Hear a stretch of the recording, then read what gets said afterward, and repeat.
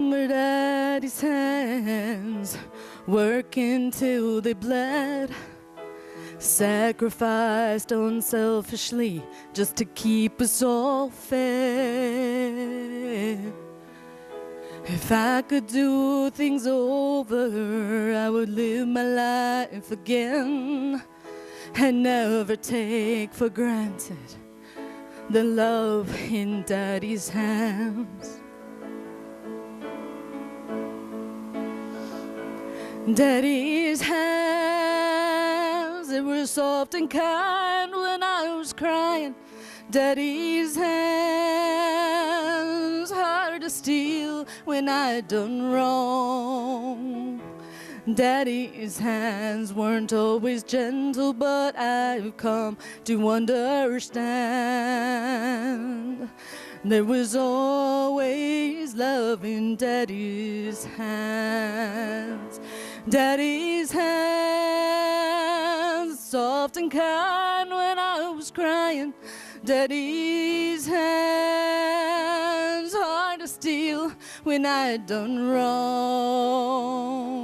Daddy's hands weren't always gentle, but I've come to understand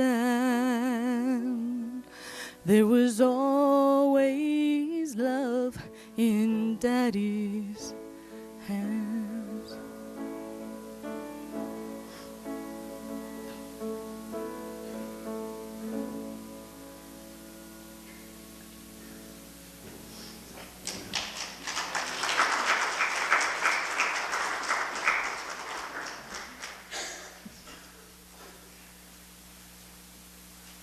Thank you, Tanya.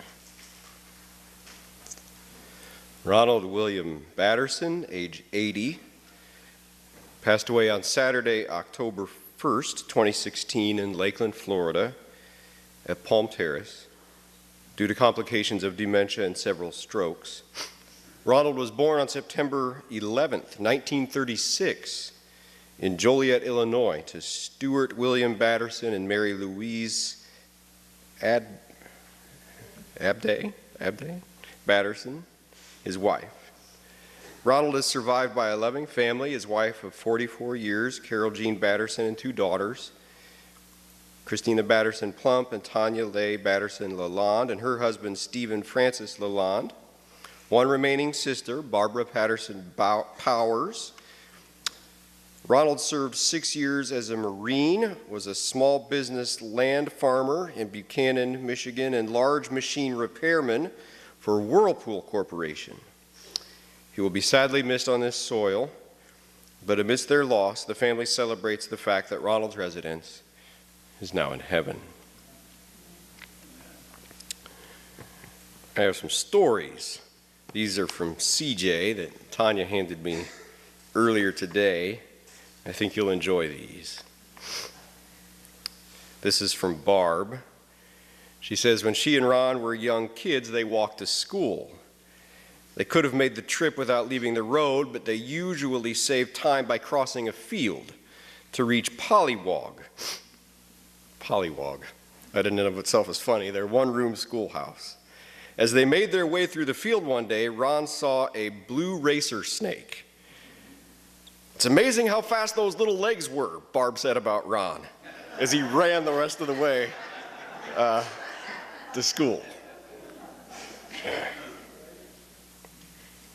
This is from Ron's dad, Stu. I'm told that some of this story may be apocryphal, but we'll share it as though it's all true.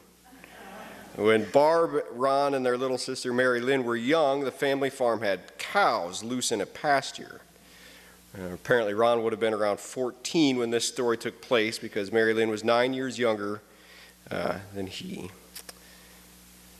Barb says the bull was young, he wasn't mean, but his play was pretty rough. And so one day, little Mary Lynn was helping herd the cows when the bull began to chase her. Terrified, she screamed and ran, the worst thing she could have done. Her big brother Ron came to her rescue. He got between the bull and Mary Lynn and made himself as big as he could and faced the bull. Feeling safer, Mary Lynn found a spot to crawl under the fence and escape. Meanwhile, Ron stood his ground and stared down the bull, who gave up and walked away. So Ron intimidated the bull.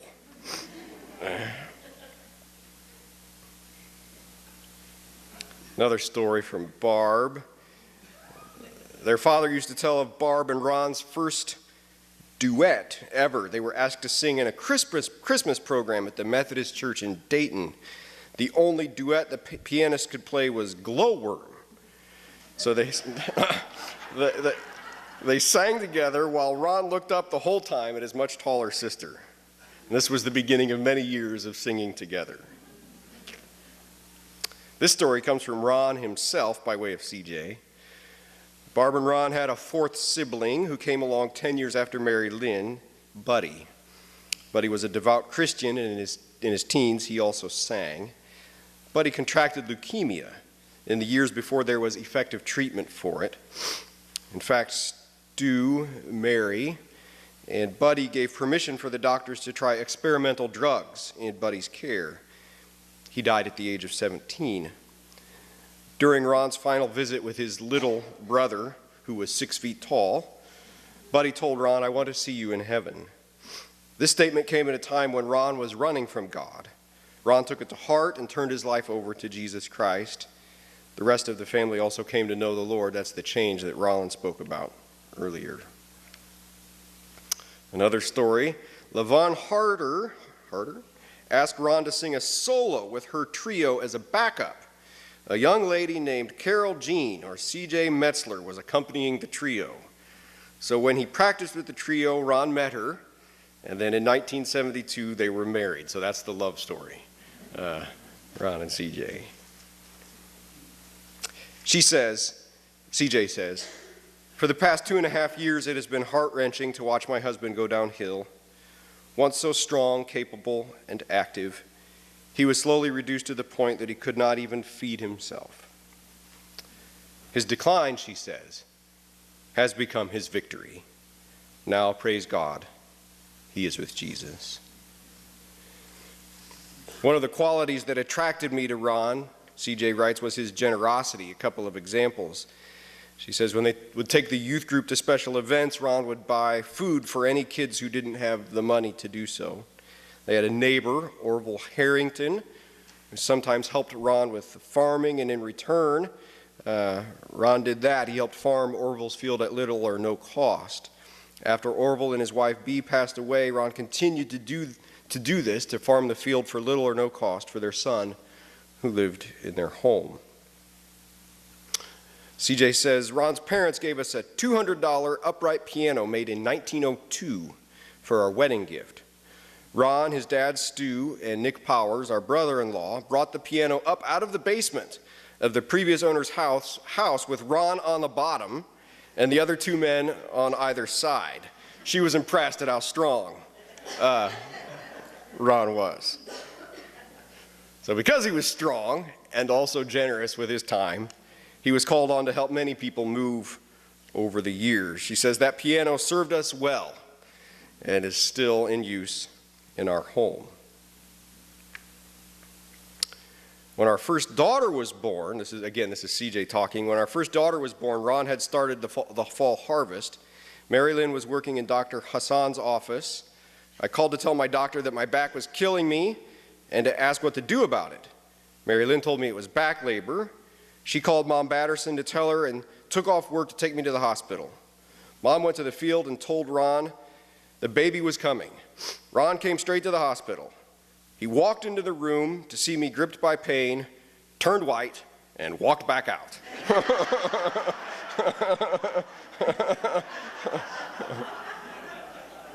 They brought him back in after Tina was born.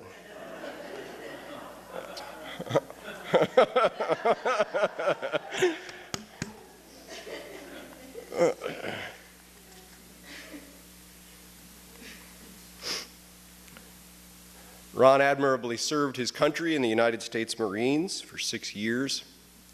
At the end of the service, taps will be played, and we'll have a volley offered outside here at 3rd Street at the end of the service to honor Ron for his military service.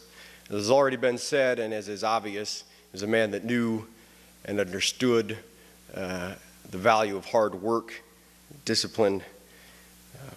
As a devoted husband, father, and grandfather, the stories that we could tell could go on and on. And of course, the stories and the memories, while bringing joy and laughter, also bring sadness and grief. Grief is the natural response to losing someone that we love. Much of the work of grief is adjusting to life without the person that we loved. The feelings of grief are many. There's anger, there's fear, there's shock, there's emptiness, there's deep sadness, and there are others. God created us with the ability to love his good gifts. And Ron was a gift from God to his family and friends.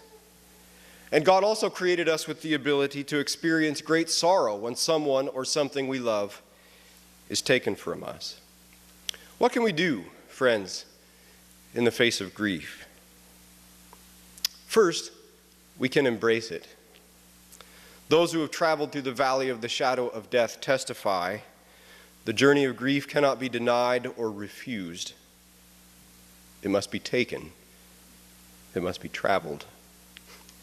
Each person travels the paths of grief at his or her own pace, in his or her own way. So Ron's family and friends, as you continue to grieve his passing, let me encourage you to do so in a way that makes room for each person's unique journey in grief. Also, as you embrace your grief, as you continue to travel this journey, let me urge you to continue to turn to the God revealed in the life, death, and resurrection of Jesus Christ. The resources of the Christian faith for dealing with grief are deep and rich. The Bible promises that God is our help in times of trouble, as in Psalm 121. I lift up my eyes to the hills. From where does my help come? My help comes from the Lord, who made heaven and earth. He will not let your foot be moved. He who keeps you will not slumber. Behold, he who keeps Israel will neither slumber nor sleep. God's care for us is constant, and he is big enough and he is caring enough to hear and to receive our protests against death, our cries of pain, our tears of sorrow. So as you journey and travel the paths of grief, in all honesty, you can honestly take your pain and sorrow to God. He will hear and he will respond. Yet it is not only that God hears our pain, it is also that God personally understands our pain. Jesus, the Son of God, became human and he experienced life in our shoes. He was a man of sorrows and familiar with suffering.